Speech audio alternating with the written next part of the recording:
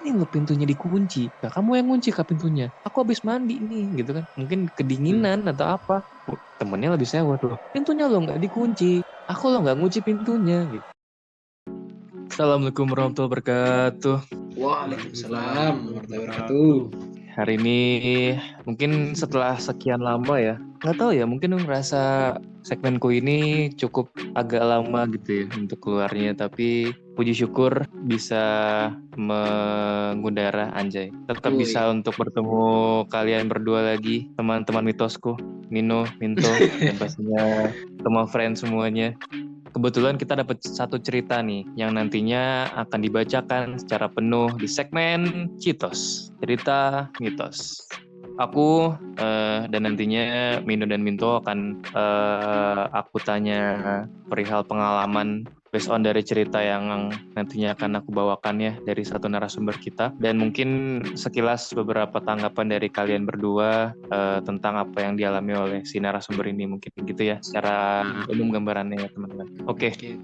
Jadi langsung aja aku akan menceritakan satu cerita mistis yang mungkin ada kaitan dengan satu mitos kepada kalian semuanya. Jadi Mino dan Minto silakan standby untuk dengar ceritanya. Sama friends semuanya diharapkan jangan tidur karena kita akan langsung mulai.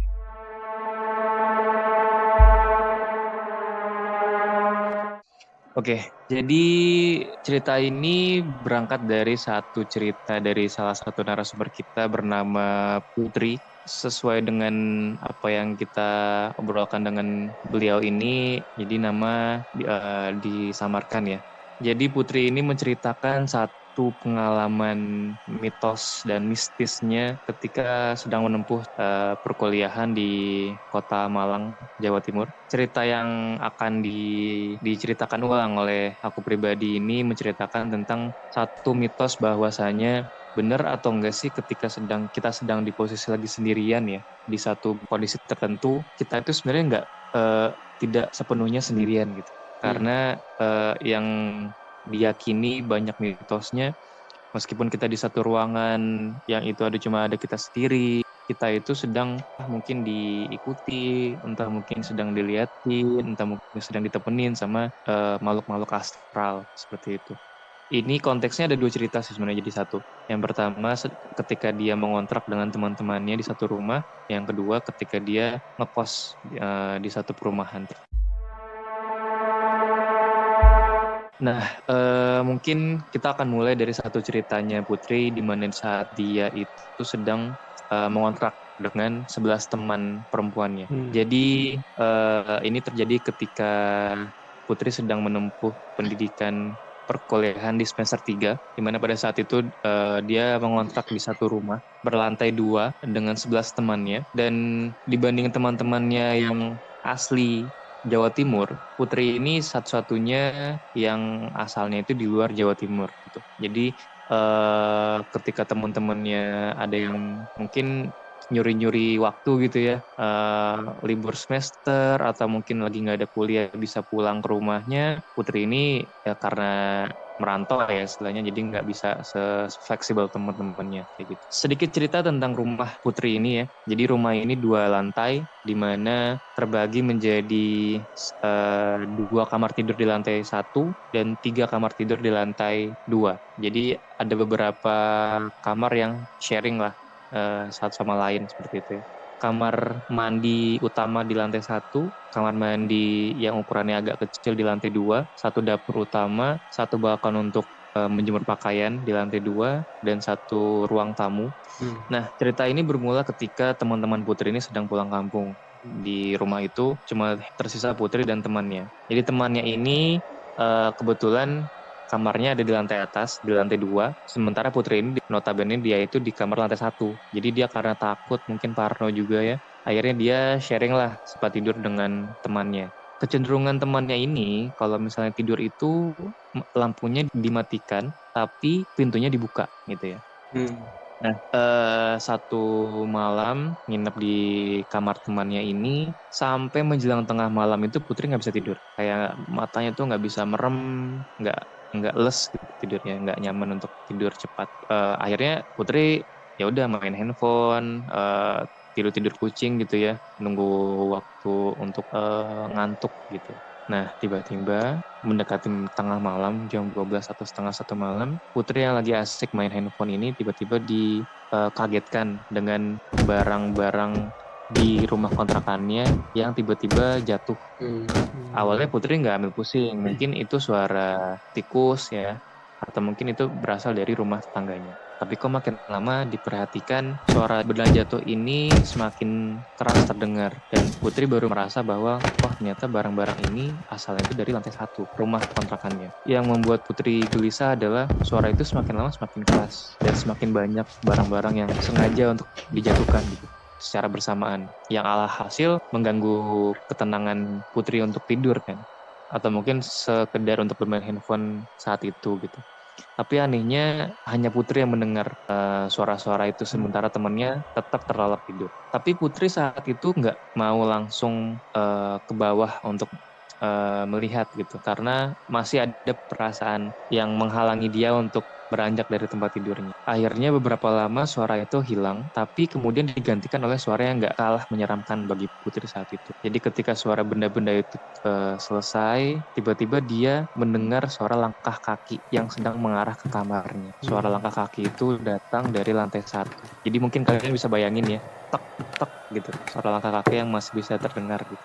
Itu yang didengarkan sama Putri. Kok semakin lama suara langkah kakinya itu semakin berasa dan lebih dekat, sampai akhirnya Putri benar-benar coba untuk berani untuk melihat ke arah pintu dan menunggu itu suara langkah kaki siapa.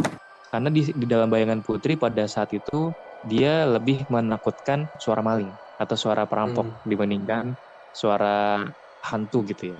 Tapi anehnya ketika Putri udah bersiap untuk melihat siapa yang ada di balik kamar tidur temannya, tiba-tiba suara langkah kakinya hilang. Akhirnya di situ Putri memberanikan diri untuk beranjak dari tempat tidurnya, mengarahkan kakinya keluar kamar dan langsung mengarah lantai 1. Tapi anehnya langkah kaki yang dia dengarkan itu sama sekali nggak ada, dan nggak ada bekas sama sekali kalau ada orang yang tadi naik ke tangga. Itu kejanggalan pertama. Dan kejanggalan kedua, mungkin udah kepalang tanggung, jadi dia ke bawah juga untuk ngeliat bener nggak ada barang-barang jatuh. Kondisinya saat itu lantai 1-nya ini dimatikan lampunya dan saklarnya itu ada di lantai 1. Makanya dia harus ke bawah untuk nyalain lampunya kan. Dia ke bawah, ketika dia nyalain lampu, barang-barang jatuh yang tadi dia dengarkan seketika nggak ada sama sekali. Barang-barang yang berjatuhan atau berserakan. Dan langsung ketika saat itu, Putri langsung bergegas ke atas, ke kamar temannya lagi, langsung ditutup pintunya. Dan benar-benar dia mencoba buat tidur, meskipun nggak bisa tidur, dan akhirnya dia tetap terjaga sampai subuh. Ada cerita lainnya ketika satu teman kontrakannya Putri ini, dia sedang sendirian nyikat kamar mandi, tapi ketika dia mau membersihkan saluran air, dia kayak ngelihat kumpulan rambut yang dimana awalnya dia merasa mungkin itu rambutnya dia atau mungkin teman-teman ceweknya yang lain gitu kan. Tapi ketika dia pengen ngambil rambut itu dari saluran airnya, selokan itu kok lama-lama membentuk suatu gumpalan. Kayak bener-bener itu bukan rambut sembarang rambut gitu. Tanda kutip ya. Ketika itu temannya Putri langsung menyudahi untuk ngambil gumpalan rambut itu, langsung taruh di selokan lagi, dan akhirnya teman-temannya yang lain sepakat ketika bersihin kamar mandi, jangan sekali-kali buka saluran air atau selokan itu lagi. Itu cerita di kontrakannya yang dialami sama Putri ya. Kita masuk langsung ke cerita kedua dari Putri, di mana ketika masuk ke semester keempat, Putri ini memutuskan untuk pindah dari rumah kontrakan itu. Dia akhirnya pindah untuk ngekos di satu area perumahan yang lebih sepi dibandingkan dengan rumah kontrakannya sebelumnya. Dia milih kos-kosan yang agak sepi karena waktu itu dia lagi pengen mempersiapkan diri untuk ujian. Apalagi udah tahun keempat, udah siap-siap untuk skripsian juga kan. Cerita ini berawal ketika waktu liburan belum habis. Karena Putri juga punya kesibukan di Malang ya. Akhirnya dia memutuskan untuk langsung ke Malang meskipun liburannya belum habis tuh di kampung halaman. Tapi ternyata dia mendapati dirinya itu sendirian ketika dia balik ke kosannya, di mana teman-teman yang lain belum ada pulang ke kosan ya, masih pada di rumah masing-masing. Dan sekilas tentang rumah kos-kosannya ini, mungkin kalian bisa membayangkan cukup besar, mana terdiri dengan bangunan depan dan bangunan rumah belakang. Bangunan rumah depan itu jadi bangunan utama ya. Ada 6 kamar kos, di mana 3 kamar kosnya itu pada saat itu masih kosong.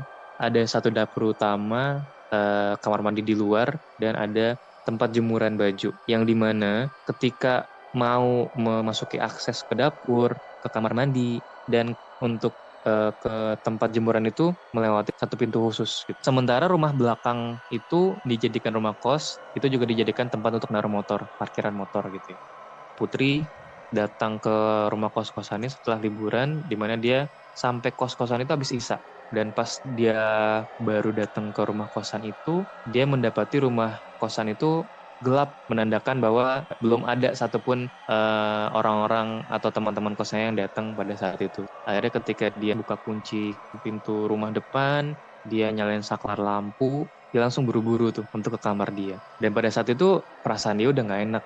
Karena kalian bayangin ya, ketika kita di rumah sendirian aja tuh kadang kan ada hawa yang nggak enak. Apalagi ini rumah kos yang besar dan dia itu baru menempati kosan itu beberapa bulan. Mendapati dirinya yang saat itu benar-benar sendirian. Akhirnya dia sampai kamar, dia kunci pintu, tapi dia tipe orang yang nggak langsung bisa istirahat. Jadi dia harus beres-beres kamarnya dulu. Setelah itu dia ngerasa lepek nih, lengket gitu pengen mandi. Sebelum dia melangkahkan kaki keluar kamar, tiba-tiba dia itu mendengar suara pintu yang menjadi penghubung antara kamar kosan dengan akses ke dapur, kamar mandi, dan jemuran itu kayak kebuka. Bayangin ya, pintu yang kebuka. Putri dengar suara pintu kebuka gitu kan. Dan dia mikirnya, oh apa jangan-jangan ada penghuni kos yang lain nih yang udah pulang gitu kan. Dia akhirnya buka pintu kamar dan lihat sekeliling kosong. Nggak ada sama sekali orang di sana. Tapi anehnya, dia melihat pintu penghubung itu kebuka sedikit. Udah bener-bener ngerasa, siapa nih? Mau berpositive thinking pun sulit ya dengan kondisi kayak gitu. Tapi langsung buru-buru ditepis sama Putri. Dia mikirnya, oh mungkin emang disuruh mandi cepet-cepet. Akhirnya dia beraniin diri untuk ngambil anduk yang ada di tempat cucian baju itu ya, tempat jemuran baju itu. Dia buka pintu, dia langsung ngambil anduk, dia tutup lagi pintunya dan pastiin pintunya nggak kebuka lagi. Dia langsung ke kamar mandi. Dia mandi dengan rasa gelisah, bahkan mungkin buru-buru gitu ya. Pikirannya dia udah nggak sinkron gitu. Apakah ada orang lain di rumah ini selain aku? Apakah emang ada penghuni kosan yang udah pulang tapi pergi lagi gitu? Semua pikiran-pikiran itu akhirnya ngebuat dia jadi nggak tenang kan mandinya dan cepet-cepet buru-buru. Untungnya pas saat mandi itu nggak ada apa-apa sampai akhirnya dia ke kamar. Nah sampai kamar, ketika dia udah ngerasa agak tenang, tiba-tiba dia dengar suara langkah kaki. Kedengerannya di rumah belakang kosannya. Dan dari jendela kamarnya Putri itu bisa melihat langsung ke arah rumah yang belakang. Kayak gitu. Ketika dengar ada suara langkah kaki, Putri agak lega tuh. Putri ngebatin, mungkin pas aku lagi mandi itu ada teman kos yang udah pulang nih, yang kamarnya ada di rumah belakang. Putri langsung lihat ke arah belakang, berharap benar ada temennya yang datang, tapi ternyata pas Putri lihat ke belakang, semua kamar dalam keadaan mati, yang menandakan nggak ada orang sama sekali yang datang ke kamar atau rumah belakang kosannya. Di situ benar-benar Putri nggak bisa berpikir jernih ya, dan dia langsung buru-buru untuk maksain dirinya buat tidur. Selain pengalaman ini, dia pernah ketika itu dia coba sekamar sama temennya di kosan yang sama ya. Kondisinya temannya itu lagi teleponan sama ibunya di dalam kamar, sementara Putri ini pengen mandi. Dan ketika Putri habis mandi mau buka kamar, kok kamarnya dikunci. Nah Putri akhirnya gedor-gedor dong kamarnya sambil teriakin temennya, buka dong gitu. Weh buka, kenapa dikunci pintunya? Gitu. Tapi ditunggu temennya itu nggak langsung buka pintunya gitu. Bahkan samar-samar Putri masih ngedengar suara temennya itu masih ngobrol sama ibunya di telepon. Putri langsung kayak ngebesarin ya volume ngetok-ngetok pintunya, kemudian dia manggil nama temennya itu sampai akhirnya temennya notice. Temennya pun heran, kamu kenapa sih manggil-manggil, teriak-teriak, orang pintu bisa langsung dibuka kok, repot amat gitu. Sewot temennya sih, sempet sewot karena ya namanya lagi teleponan sama ibunya ya, lagi seakan-akan diganggu. Putri bilang, loh, tapi ternyata pas mau dibuka sama temennya, bener dikunci pintunya. Dan itu makan waktu berapa lama karena mereka sama-sama panik. Akhirnya dimainin gagak kuncinya, pintunya benar-benar bisa dibuka. Dan itu cukup ngebuat Putri dan temennya bertanya, siapa yang kunci pintu? Dan mungkin ada beberapa kejadian lagi yang belum sempat Putri cerita dan bagikan ke kita ya. Tapi sekilas itu kali ya. Cerita dari Putri tentang pengalamannya dia sendirian tengah malam, nggak ada siapapun, tapi dia dengar suara benda jatuh dan suara orang. Dan ketika dia di rumah kos sendirian, dia juga dengar suara orang tapi nggak ada orangnya.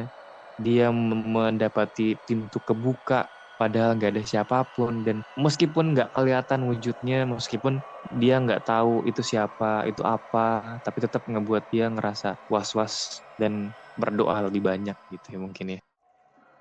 Ya, jadi itu mungkin ya cerita dari narasumber kita terkait dengan pengalaman mistis dan mungkin teman-teman di sini Mino atau Minto mungkin punya pengalaman serupa yang bagi kalian ya maksudnya mungkin nggak kalah epic dengan ceritanya Putri tadi.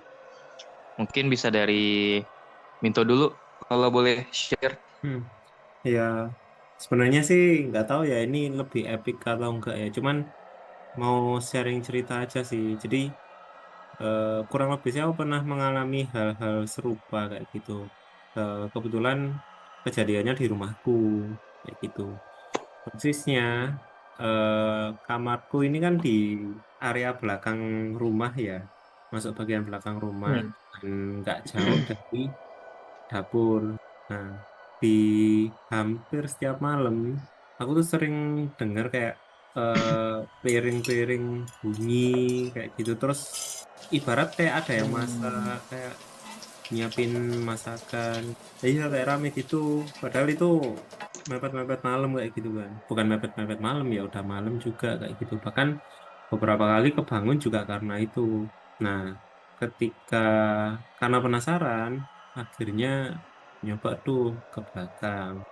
Ih, ternyata nggak ada apa-apa dong. Dan seketika ketika buka pintu kamar belakang, ya seketika kayak hening aja. Hening kayak gimana sih kalau malam itu? Dan jujur itu aku nggak ngalamin sekali dua kali aja. Pernah Hmm. juga ya namanya kegiatan di dapur ya. Piring itu kayak suara piring gitu jatuh pecah kayak gitu. Cuma ya Hmm. balik lagi ketika mau coba tak cek itu ternyata yes kayak dapur udah ringkes aja nggak ada apa-apa itu sih jadi apa namanya dulu itu awal-awal tuh kayak ngeri banget cuman nggak tahu ya karena terlalu sering akhirnya ya Terbiasa. hanya Iya. iya setidaknya kita nggak macem-macem lah kayak gitu Hmm. itu sih. Hmm. Aku kalau misalnya mungkin jadi Minto akan ngedumel sih dalam hati ya karena kayak rame Iya bener. iya bener dan kebetulan kan dapurku sama kamar mandi kan juga lumayan deket ya bagian belakang gitu kan dulu sih sempat Hmm. emang bener-bener takut gitu sih karena kan ya itu tadi ya rame banget tahu-tahu sepi kayak gitu cuman ya karena harus ke kamar mandi ya jadi kayak memberanikan diri gitu sih. Kalau Mino mungkin punya cerita serupa atau mungkin yang menurutmu epic ya hal-hal yang Hmm. seperti ini gitu. Oke. Kalau soal suara-suara ini sebenarnya kayaknya ya, kalau seingatku kayaknya mungkin pernah satu dua kali dengar kayak gini, kayak mungkin kayak tapi ketimbang suara piring jatuh gitu ya lebih kayak apalah geledak-geledak gitu. Cuman mungkin karena mindset aku terlalu positif mungkin ya dan tidak terlalu peduli. Jadi aku selalu menganggap mungkin tikus gitu atau apalah atau ini mungkin kayak biasanya kayak misalnya kayak piring deh. Piring kan ditempatkan di dalam keadaan yang kemiringannya berapa tuh? Nggak sampai 30 derajat kan, tapi kan miring. Dalam Hmm. artian mungkin habis dicuci atau apa gitu kan yang dikeringkan itu kan. Ya, Nah, ya. mungkin karena ada pergesekan ilmu fisika gitu ya. Jadi mungkin agak ada geser-geseran gitu loh. Jadi itu yang mungkin menyebabkan bunyi itu sih. Nah, tapi kalau tadi sebenarnya yang ini deh, yang apa? Yang ceritanya si Putri ini ya, yang soal rambut itu sebenarnya ya kayaknya normal nggak sih untuk itu ada gitu loh. Ya kan mungkin rambutnya di seluruh teman-teman kontrakannya itu emang mungkin nggak panjang ya. Tiba-tiba dari saluran pembuangan itu kok panjang banget ya. Mungkin itu kan menggumpal, jadi kumpulan rambut-rambut yang menggumpal. Nah, tapi konteksnya kita nggak pernah tahu nih apakah rambut yang menggumpal itu benar-benar bentuknya menggumpal yang dari kumpulan rambut atau contoh satu rambut yang benar-benar panjang banget gitu loh. Nah itu, nah akan tetapi kan sebenarnya kita juga pernah bikin nggak sih tomomit ya di konten-konten medsos kita kan bahwasanya kalau rambut Rontok ya. ada rambut-rambut berserakan gitu kan, Hmm. itu sebenarnya apa sih gitu kan kita mikirnya ya mungkin itu adalah rambut-rambut orang yang pernah masuk ke kamar kita atau apa kan, karena emang material rambut itu kan sangat ringan, jadi gampang menempel gitu, mungkin nempel di baju kita, di mana kita yang kita nggak sadar gitu. Nah kan tetapi kalau misalnya suara-suara ini sebenarnya nggak bisa dilogikakan, apalagi yang tadi cerita soal itu yang kekunci itu ya, kekunci Ya. di dalam kamar itu kan. Nah itu ya pergeseran engsel pintu kayaknya nggak kayak gitu juga deh, nggak sampai bisa mengunci gitu kan. Ya bingung lah. Tapi kalau suara-suara langkah kaki sebenarnya sering juga. Cuman mungkin aku pikir oh ini mungkin suara dari keluargaku atau apa. Nah mungkin emang karena konteksnya itu aku nggak pernah atau nggak pernah berada, nggak punya pengalaman di kondisi di mana mungkin hidup sendirian gitu, yang satu rumah sendiri atau dalam satu kontrakan di hidup sendiri gitu. Intinya berarti ada hal yang sebenarnya itu nggak perlu dilihat dari sisi mistis ya, karena bisa dilihat dari entah segi ilmiahnya gitu ya, atau entah bisa dilihat dari mungkin ya itu hal yang lumrah tapi akhirnya jadi identik sama hal-hal yang mistis gitu ya. Hmm. Jadi mungkin pesan juga buat teman-teman yang lain atau teman friend yang mungkin melihat episode ini gitu ya. Nggak semua hal itu bisa dimistiskan gitu ya. Jadi Kurang lebih seperti itu. tetap harus punya sisi skeptisisme. Ya, Iya. dan kalau kita bicara sisi skeptis, mungkin jangan lupa nih ya, kalau kita juga punya satu konten yang bernama Tomomit ya. Tadi udah Hmm. disebutin sama Mino bahwa kita melihat sesuatu itu tidak selalu dengan mistis atau mitos, tapi juga bisa dilihat dari hal yang bisa dilihat dari sisi ilmiahnya. Jadi ya harus tetap melihat sisi yang lain gitu ya. Tapi mungkin kalau kalau misalnya aku menanyakan tanggapan ya, mungkin tadi sekilas secara tersirat Mino sudah menjelaskan apa ya tanggapannya juga ya Mino ya terkait dengan hal itu gitu. Atau mungkin punya tanggapan lain Mino terkait dengan hal-hal seperti ini? Ya, sebenarnya kalau dari pribadi ya emang karena aku tipikalnya orang yang skeptis, jadi nggak terlalu mau mempercayain, tapi lebih tepatnya tidak mau terlalu mempedulikan itu sih. Jadi aku ketika misalnya emang ada kejadian kayak gitu, aku mikir nih ilmiahnya apa, kok bisa sih kok hal ini terjadi, aku mikir dulu itu. Tapi ketika misalnya nggak nemu, aku tidak menemukan apa sebab akibatnya, aku lebih cenderung tidak peduli, karena kalau misalnya aku pedulikan sendiri ya begitulah, ketakutan itu kan yang bikin kita nggak nyaman kan. Nah Ya, tapi ya. bukan berarti dari ceritanya siapa Putri ini ya itu mungkin bisa jadi beneran emang ada kayak gitu kan, langkah kaki yang kayak gitu kan, kita juga nggak pernah tahu Oke, hal-hal di luar itu gitu kan, itu. oke, menarik ya. Kalau misalnya Minto, kalau tanggapanmu terhadap mungkin apa ya yang tadi disebutkan sama Mino yang kaitannya sama si cerita Putri tadi, atau mungkin kalau misalnya kon bisa menanggapi ceritamu yang tentang pengalaman pribadimu ya tentang satu ruangan di belakang rumahmu yang rame terus itu gimana? Ya kalau dari aku sih nggak tahu ya. Eh, kita sih mesti melihat itu dari beberapa cara pandang seperti itu ya. Ya mungkin benar juga sih kata Mino bahwa semua itu memang nggak bisa dimitoskan kayak gitu, nggak bisa dipikir untuk mitos kayak gitu kan. Eh, bisa jadi itu semua ada alasannya kayak gitu. Cuman nggak sedikit juga contoh-contoh itu yang kadang nggak bisa dipikirkan memang kadang nggak bisa dilogikakan kayak gitu, dan Minoku pun juga tadi sempat mengakui kan. Hmm. Nah, dan ya banyak orang bilang bahwa ya sebenarnya kita ini nggak sendiri loh kayak gitu, kita ini Tul Ya, tul tul. kita ya ini betul.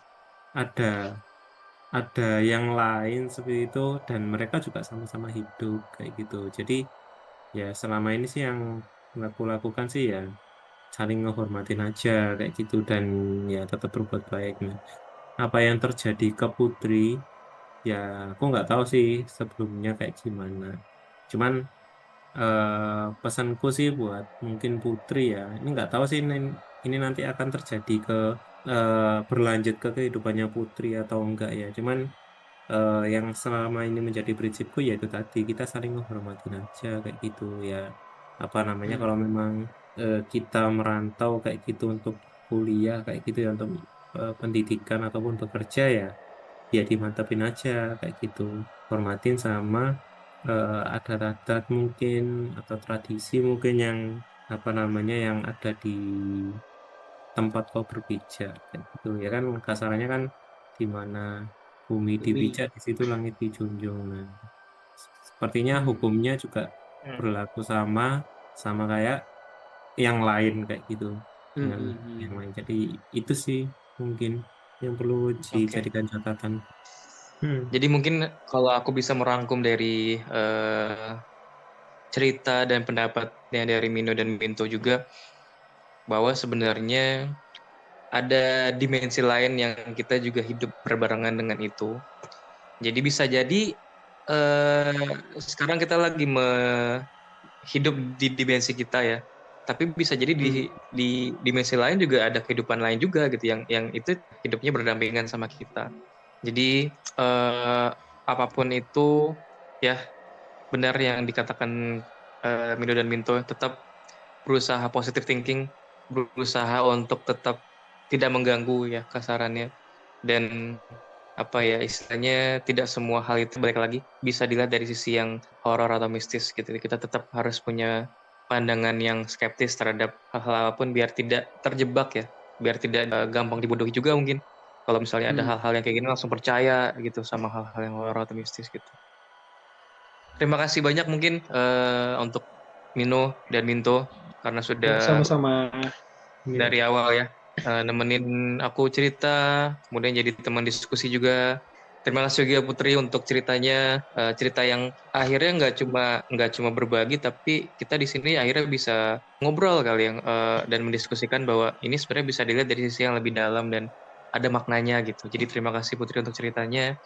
Dan kalau untuk teman-teman yang lain, teman friend yang lain, kalau ingin berbagi cerita mitos mistis atau yang lainnya, jangan lupa kalau kita sangat-sangat terbuka ya untuk menampung cerita teman-teman semuanya. Kita punya nama email yang akan siap sedia menampung cerita teman-teman. Jangan takut untuk cerita gitu ya, karena kita akan membawakan dengan sepenuh hati. Feel dari cerita teman-teman juga pastinya bisa sampaikan lah dengan baik. Terima kasih juga buat teman friend yang lain yang udah nonton. Jangan lupa untuk tetap standby di channel ini, di konten-konten kita yang lain. So, see you guys. Assalamualaikum warahmatullahi wabarakatuh. See you, see Assalamualaikum you. warahmatullahi wabarakatuh. See you Waalaikumsalam. guys.